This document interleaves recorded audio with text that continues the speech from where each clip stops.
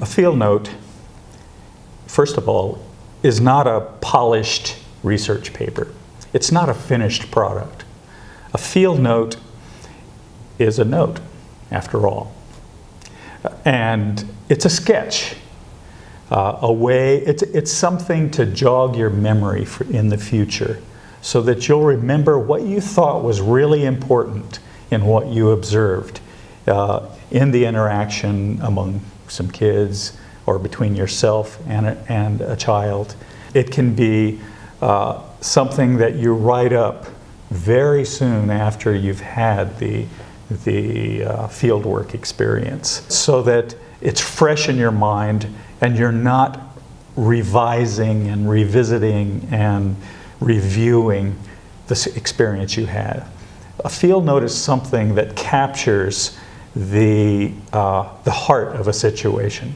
It captures the feelings that the participant observer has or had, as well as the feelings that he or she perceived the kids having in that situation.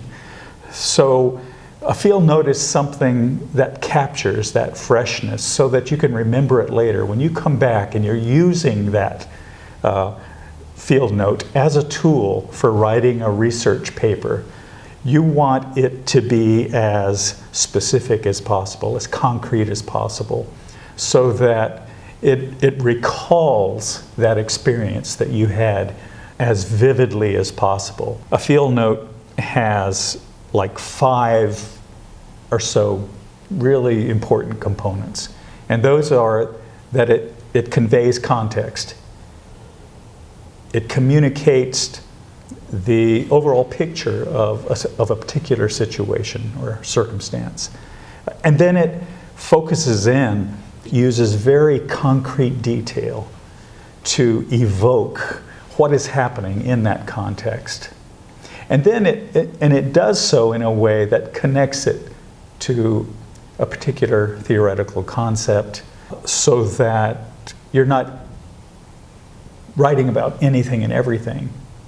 You're writing about a very focused kind of activity that took place within that context. And then I think a field note, it's always in a field note, it's always important to capture character of the participants involved. And that may be a couple of kids interacting together around a computer, or it may be you yourself working with that kid. And you want to evoke your own character as well as the character of the child that you're working with. You want to do it in very specific detail so that you capture what that child is all about and why that child is enacting certain kinds of behaviors in that situation.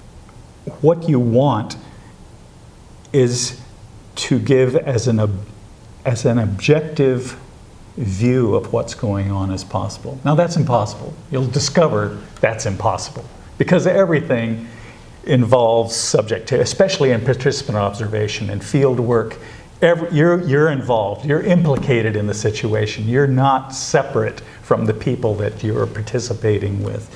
And so your interpretations are embedded in the experience that you're having. If you try to simply observe, be as descriptive as possible without infusing it with your own interpretation as much as possible, you'll find the limits, first of all, of your own objectivity. And that's a good thing. And then you'll have a note, a field note later that gives you the detail, the evidence, as it were, that you need later to talk about whatever theoretical concepts or understandings that you want to talk about in your final research paper.